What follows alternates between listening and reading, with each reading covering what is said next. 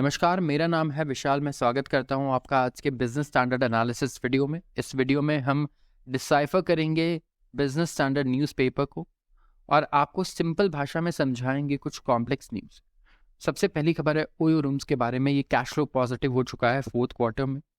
SoftBank backed hospitality major Oyo ने कहा कि ये कैश फ्लो पॉजिटिव हो गया है फोर्थ क्वार्टर ऑफ FY23 में। ये सबसे पहला प्रॉफिटेबल क्वार्टर रहा है ओयो रूम्स का।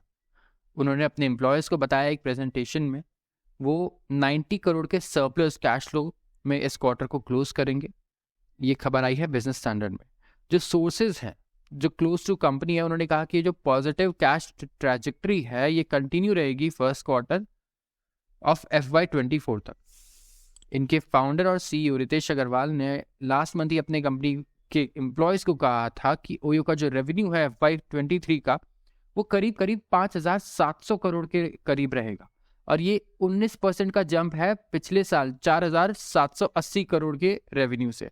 तो आप देख सकते हैं $1 बिलियन ऑलमोस्ट टच कर सकती है मुझे लगता है अगले 2 सालों में रेवेन्यू, अगर ये इसी तरीके से इसका ग्रोथ चलता रहा। इनका जो EBITDA है, earnings before interest taxes depreciation and amortisation, ये 800 करोड़ का है। और इसके रीजंस ये हैं कि इनके बुकिंग्स जो हैं अक्रॉस जियोग्राफीज काफ़ी अच्छी हुई हैं, अच्छी खासी इंक्रीज हुई हैं। और ये सिर्फ इंडिया में नहीं है दोस्तों, इंडिया, इंडोनेशिया, US, UK और यूरोप, हर जगह इनकी बुकिंग्स में बहुत अच्छा इंक्रीज आया है। अनप्रेसिडेंटेड एडवांस बुकिंग चल रही है इस वक्त समर सीजन में, क्योंकि बाहर लोग समर में बहुत घूमते हैं और इंडिया में भी जिनके बच्चे हैं जो समर वेकेशन जिनका होता है वो टूर करता है, तो अच्छी खासी एडवांस बुकिंग्स भी आई है।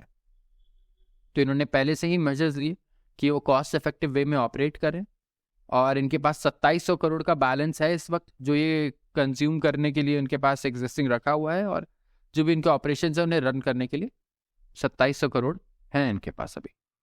सेकेंड हाफ में अग्रवाल जी ने शेयर किया कि ओयो का जो एडजस्टेड एबिटा होगा ये 3 गुना बढ़कर 90 करोड़, वैसे तो अभी इन्होंने एक्सपेक्टेशन है इनकी, लेकिन ये 185 करोड़ 185 करोड़ होगा। कंपनी का first financial year of adjusted EBITDA profitability, first financial year होगा जब प्रॉफिटेबली क्लोज होगी।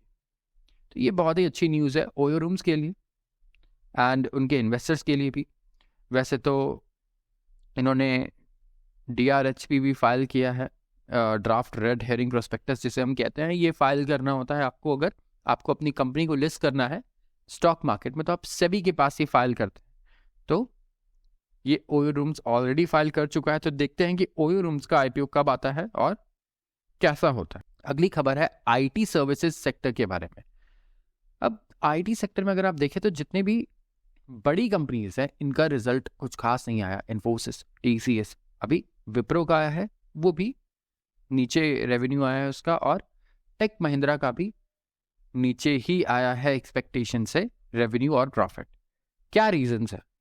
अब देखेंगे IT सेक्टर में मिड कैप कंपनीज के रिजल्ट बहुत अच्छे आ रहे हैं, लेकिन बड़ी कंपनीज अच्छा परफॉर्म नहीं कर पा रही है।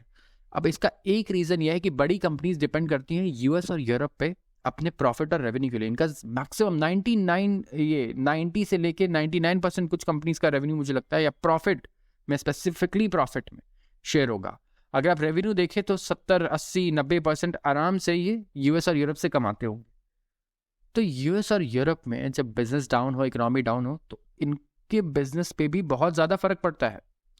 अब US का जो ग्रोथ रेट है एक्सपेक्टेड वो 1.1% है सिर्फ इस क्वार्टर, तो इससे IT कंपनीज हैं, ऑफकोर्स उन्हें कम फायदा होगा, वहाँ बिजनेसेस ग्रो नहीं कर रहे हैं तो इनको भी बिजनेस कम मिलेगा।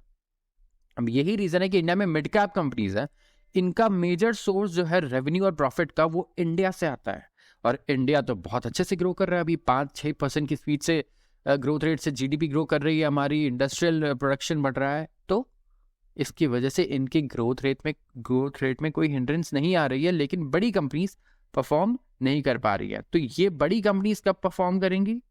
जब US, यूरोप जो मैक्रो है ग्लोबल, ये बेटर होगा पहले से। अब ये वेट एंड वॉच सिनारियो है, क्योंकि ये सब चीज़ें किसी के हाथ में नहीं है।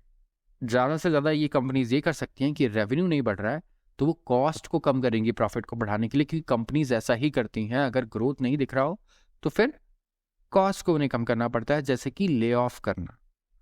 काफ़ी सारे ले ऑफ्स हो रहे हैं आजकल। और अभी अगर आप वर्स्ट परफॉर्मर देखिए बेसिक नंबर्स में, तो अभी टेक महिंद्रा का रिजल्ट आया है। ज़्यादातर मेट्रिक्स इन फर्म्स के डिसअपॉइंटिंग आ रहे हैं, रेवेन्यू ग्रोथ से लेके प्रॉफिटेबिलिटी से लेकर एट्रिशन रेट है। तो ये सारी चीज़ें सुधरने के लिए इनको डिपेंड करना होगा ग्लोबल मैक्रो आउटलुक पर, जो बहुत अनसर्टेन है। तो अभी हम नहीं कह सकते कि ग्लोबल मैक्रो तुरंत इंप्रूव हो जाएगा, लेकिन इस वक्त इन्हें कॉस्ट कटिंग करनी होगी प्रॉफिटेबिलिटी बढ़ाने के लिए, और इन्वेस्टर्स को खुश करने के लिए उसका एक ही तरीका है, ले ऑफ। अगली खबर आती है यूएस इकोनॉमिक ग्रोथ के बारे में, जो इस क्वार्टर ग्रो करेगा 1.1%, और ये as a result of Fed monetary policy से बताया जा रहा है। यूएस इकोनॉमी स्लो हुई है और जनवरी से मार्च में अगर आप देखें तो, और डी एक्सेलरेट हो रही है, एक्सेलरेट होने की जगह सिर्फ 1.1% का एनुअल पेस रहा है। और इसका reason higher interest rates, housing market जिसकी वजह से टूट गया, बिजनेसेस ने अपनी इन्वेंट्रीज रिड्यूस कर दी। तो ये जो न्यूज़ है, ये हम बात कर रहे हैं सिर्फ यूएस के बारे में, लेकिन अगर आप यूरोप को कंपेयर करें तो वहाँ भी कुछ बहुत खास नहीं चल रहा, और शायद कुछ कंट्रीज़ में सिचुएशन और ज़्यादा बुरी है, क्योंकि रशिया यूक्रेन वॉर का इम्पैक्ट यूरोप पे ज़्यादा हुआ है यूएस से। कंज्यूमर स्पेंडिंग, जो इकोनॉमिक एक्टिविटी है यूएस की, उसका 70% कंज्यूमर स्पेंडिंग अकाउंट करता है, वो भी रेजिलेंट रहा, सिर्फ 3.7% एनुअल ग्रोथ रेट आई है, लेकिन ये फास्टेस्ट है पिछले 2 सालों में।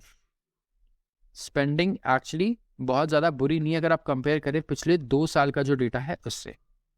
इकोनॉमिस्ट ये एक्सपेक्ट कर रहे हैं कि ओवरऑल जीडीपी 1.9% के पेस से ग्रो करेगी जनवरी मार्च क्वार्टर में, और शार्प रिडक्शन जो है ये तो होना ही है बिजनेस इन्वेंट्रीज में, क्योंकि सामान बिकेगा नहीं तो उसे इन्वेंट्री में स्टोर करना इज़ वेरी एक्सपेंसिव, तो बिजनेसेस इन्वेंट्री रिड्यूस कर देते हैं। इसी वजह से कई कंट्रीज में इन्फ्लेशन जैसी सिचुएशंस भी आ जाती हैं जब अचानक से डिमांड पिकअप करे तो।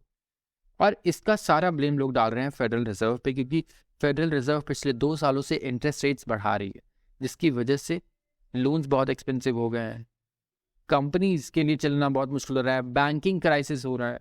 तो इस तरीके की जो क्राइसिस हो रही है उसको ब्लेम किया जा रहा है फेडरल रिजर्व पर, और उससे भरोसा बहुत लोगों का अब उठ चुका है। तो देखते हैं कि आगे क्या होगा। तो आज के लिए बस इतना ही। अगर आपको कुछ और डिटेल में जानना है किसी टॉपिक पर तो हमें कमेंट सेक्शन में बताएं, और अगर ये वीडियो अच्छी लगी हो तो इसे लाइक ज़रूर करें। धन्यवाद।